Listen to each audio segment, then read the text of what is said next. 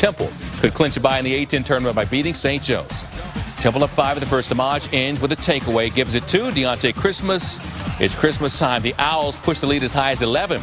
Then in the second half, St. Joe's makes a move off the steal. Ahmad Nivens gets ahead of the pack, and it's time for the big throwdown. Nivens 17 points, 16 pulls. St. Joe's cuts it to a 2-point deficit.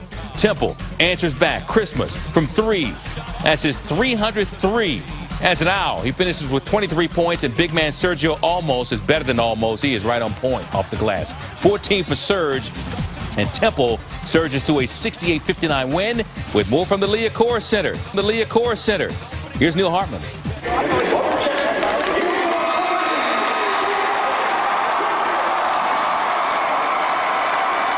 In their final scheduled home game, Temple's 3 seniors scored 46 of the Owls' 68 points, led by Deontay Christmas, who poured in 23 points on an emotional night. I try not to show it, but it was definitely emotional to come out, and win against your crosstown rival, and just to know everything you've been through with the seniors and the team this year. It's been a tough road, but we got through it.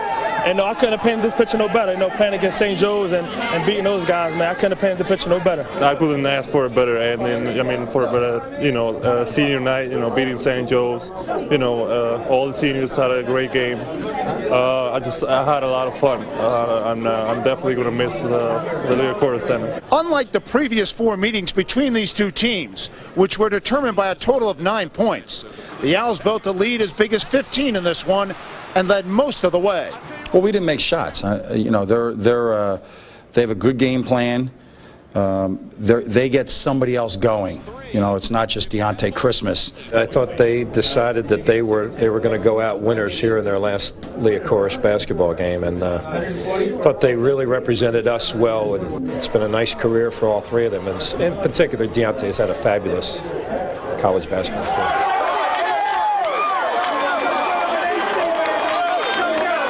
Temple has now beaten St. Joe's 4 straight times. That's the most the Owls have won in this series since 2000.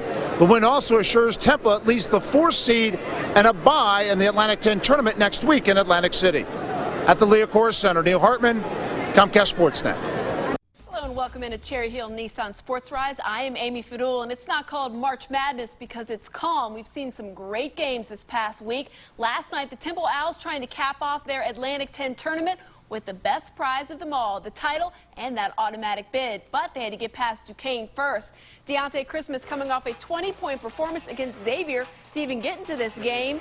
Duquesne with a 3-point lead in the first. Not for long, though. Christmas buries the 3 from the corner. Later, Temple was up 4. Dukes with it, the alley-oop to Aaron Jackson, finishes with a layup. He led Duquesne with 20 points, but the first half, it was all Christmas. Steps back, hits the off-balance 3 from straight away.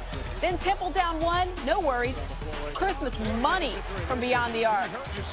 He had 20 points at the break, 6 of 10 from beyond the arc. That's what I mean when I say he was money. Christmas finished with a conference final tying record 7 threes. Temple was up 5 at the break. Christmas gets some help in the second half. Sergio Almost backs his way in, gets the bump and the bucket. Owls up 9, next trip down, go back to the big man down low. Turns off the glass, Almost with 14, and Temple was up 11. Duquesne trying to get back in it. Jackson, top of the key, dials in from long distance and is fouled by Samaj Inge. Converts the 4-point play, 7-point game at that point. Owls, though, would not be denied. Ryan Brooks answers from long range, front of the bench. They love it. He had 14 coming off the bench. Temple wins 69-64 for the 2nd year in a row. They are your Atlantic 10 champs. Our Neil Hartman has more from Atlantic City. It was quite a scene behind me at Boardwalk Hall as Temple celebrates their A-10 championship. It's the first time since the Owls did it in 2000 and 2001 that an A-10 school has successfully defended its A-10 championship. For the 27th time in school history, the Owls are heading to the NCAA tournament. It was utter pandemonium when the final buzzer sounded. I I'm just so happy, man. You know, we're going back dancing. You know, we had a lot of doubters, but you know, we're going back, man. I'm just getting ready to get there, man. I can't wait till tomorrow to see where we headed. It's great. I already felt this last year, but just to repeat it, it's just amazing. I mean, like, I can't express my emotions right now. It's great. This is amazing. I want to do this every year now. For a league record 8th time, Temple claims the A-10 championship. We set out to accomplish one goal the whole year, and to do it, to make it back-to-back trips, it's special, man. It's very special. Oh, it's a lot better feeling. You know, 2 years in a row. I've only been in college for 2 years, so you know, getting 2 rings is a great feeling. Going to the NCAA tournament again. How's that feel, putting that Atlanta 10 shirt on, man. champs? This shirt is probably real cheap, but man, it's worth a whole lot, man, a whole lot. And the most outstanding player of the championship, a guard from Temple, Tournament MVP Deontay Christmas put the Owls on his back in the first half, scoring 20 of his 29 points. The first half was incredible. He made really tough shots, and every time he shot it, you thought it was going to go in. I'm very happy for him. He's had a fantastic career at Temple. This is the 11th time in Fran Dunphy's 20 years as a head coach that he has led his team to the NCAA tournament, including twice in just 3 years at Temple. Oh, man, he's meant so much, man. For him to come in and win 2 back-to-back titles with this team says so much about him, about his character, about his knowledge of the game, about him, about his winning, about how passionate he is about this game, man. I love Coach Dunphy to death, man. You know, without Coach Dunphy, I don't know where I would be, where this team would be, you know, where the Temple program would be right now, man. Coach Dunphy is one of the greatest coaches of all time. Well, you know, I've been lucky enough to experience it a couple of times, and it's a fantastic experience. And I just mentioned to our president, Dr. Hart, that the bus ride home tonight will be great, because you just sit back, you mellow out, you know, and you say, you know, it's been a great year, a great accomplishment for all these kids. Happy for our seniors in particular. So that we'll have a lot of time for reflection, I would say.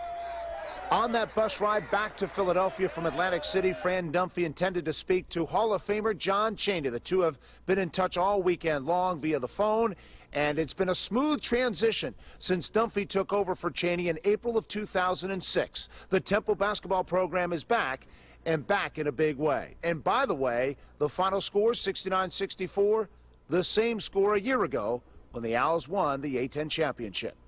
In Atlantic City, Neil Hartman, Comcast Sports Net.